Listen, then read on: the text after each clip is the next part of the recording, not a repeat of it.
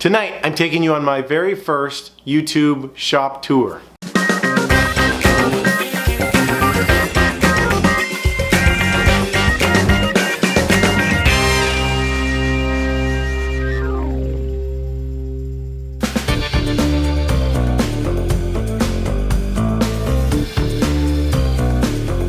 Like many of you, my woodworking is almost always done in my garage. My shop is about 11 feet wide by 24 feet long. And this has forced me to be really creative in how I store my tools, how I use my tools, and how I store everything else. I have a 3-car garage, but only one bay of this is all I'm allowed to use for my woodworking shop. One of the first things I want to show you on my shop layout is this aisle. This is my aisle from the front of the shop all the way to the back, and it goes straight through, and this is kind of the backbone of my shop, so everything comes off of that. If you're setting up a shop that's a small shop like this, try to find a main line going down the center of your shop or on the side or something that is your backbone. That way you can easily bring wood in and out, not have to worry about swinging it around a whole bunch of stuff, and then you have chutes to go off of that to do whatever work on specific tools that you need. This is my Mitre Station. This is usually the first stop for any wood that's coming into my shop that's being used right away. Through the garage door, I can bring in a piece of lumber and bring it right onto my Mitre Station right here. I do have 2 videos about the build of this Mitre Station and all the features of it, which you can see in the links below. So if I'm going to do just 1 or 2 cuts, I have my shop vac, which is already hooked up underneath the Mitre Station and connects into this area right here, which collects about 80% of the dust. The rest of it, if I want to do a whole bunch of cuts, then I would hook up the dust collector to the back of this box and have the shop vac running. So then I've got the localized dust collection directly behind the blade, and then I've got all the other dust that's floating around that gets sucked in through the dust collector. I don't have a central dust collection system set up yet. Someday I will. The Mitre Station also has lots of storage. There's 10 drawers on the side here. I've got storage underneath the table. I've got storage on top where I have a 1-inch wide belt sander for doing small stuff that I keep over on this side. I have over here is my sharpening area where I've got my Work Sharp 3000. I also have an area for the cutoffs over on this side. Above the Mitre Station, I have some lumber storage racks that I built a long time ago, and these have served as lumber storage. They also serve as clamp storage, and they also hold my lights that I want close to my work surface. The next thing I have moving down this wall is my router table. The height of the router table is the same as the Mitre Station, so this doubles as further support on this side if I'm cutting a long board on the Mitre Station. This is a top from Rockler that I put on my base. This router table design looks like a regular router table, but this is a design I built in high school. My favorite part about it is that whenever I'm ready to adjust or change any height or bit or anything like that on here, I just lift up the table, lock it in place, and I can make whatever adjustments I need to standing up. I don't have to kneel down and pray to the router god. Below this router table I have my stash of exotic woods that I bring back from other countries so I can add them into my project.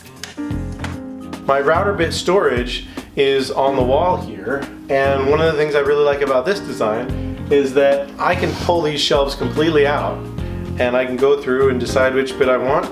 I can set it off to the side. I can work on the project, pick the next bit that I need to use, and then put it all back and store it out of the way.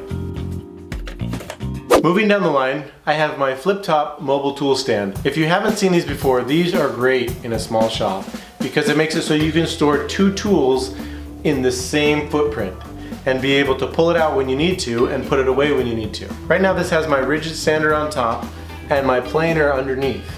And when it's time to use the planer, all I have to do is loosen these knobs on the 4 corners and the whole thing flips.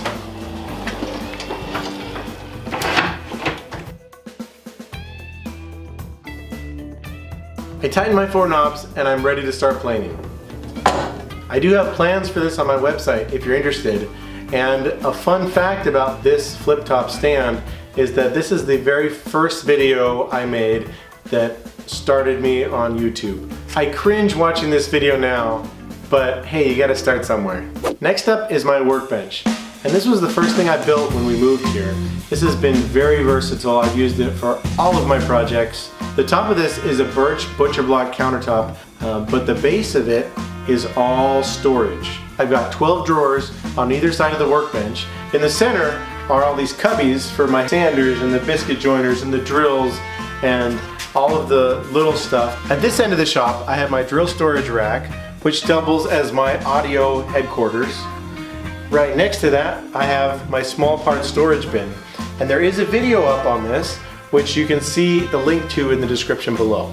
I also store over here my temporary workbenches. I open these up and I put them in the middle of my shop when I need some more space for doing some finishing or more assembly room or something like that. In the back of the shop, we have the back door, which has my favorite dovetail door frame around it, which I have a link to in the description below. Also, this is where my compressor is. So I have this plumbed throughout my shop with some lines and some drops that come down, which makes it really nice for cleaning things off when I need to blow the dust out of the shop. I don't have any air tools right now, besides just the spray nozzles and then a spray gun for painting. But in the future, if I get that, I have some capacity on this tank that I can do that. As you know, my shop is in the garage, so I have to have the water heater and I have to have the furnace. But this corner is kind of my odds and ends corner. So of course I have my scroll saw right here, which was a gift from my grandfather. And I also have, this is my dowel storage rack, which I will be doing a video on soon. And then behind here, underneath this, is just lots of scrap wood.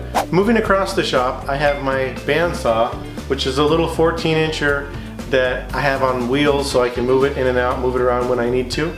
I also have my mortiser, which I got for two reasons. One, I was cutting a whole bunch of mortises for a project I was doing. Two, this is a machine that can drill square holes. Now, I've tried to explain this to my coworkers who are mechanical engineers, and they usually don't understand it until I show them a picture. I built this stand for it because I wanted to have a real sturdy base so that as I'm drilling these mortises, I'm not going to tip things over. But it also gives me storage room for my shop vac underneath. So this is my second shop vac that I have in the shop. This one is the one that I pull out and hook up to my router table. I hook up to my sanders, whatever else I need to. I have it normally connected to the back of my table saw to collect some of the dust. It does a fair job. In this corner of the shop, I have my drill press with the table that I built for it and the fence. I also have a rack here for storing my drill bits and any other odds and ends I have. I also have my Harbor Freight dust collector, which is a good enough solution for now. It's definitely temporary, and I have plans to turn this into a two-stage system at some point. Behind my drill press, I have my sheet goods storage. It's hinged at this center post. There's a structural post in the garage. I have it hinged there, and then there's casters on the end, and the whole thing can swing out into the other bay when there's no car there and swing back in, and then I can load plywood and other things in there that I need to keep them out of the way and not taking up space in my shop. At this end of the shop, I have my joiner and my table saw. The joiner is on a mobile base so that I can move it if I need to. I did a farm table that had a 9-foot long top, and I was joining boards that were 9 feet long, and I found that if I angle this just slightly, that I could fit a 9-foot long board through here without moving the table saw. My table saw is the heart of my shop. It needs the most space to be able to cut things on, so it has to be in the center, has to be in an area where I can have access to push from behind and catch on the other side for long pieces, even a 4x8 sheet of plywood if I need to. So the fence goes 26 inches out. I have a zero clearance throat plate that I put in here.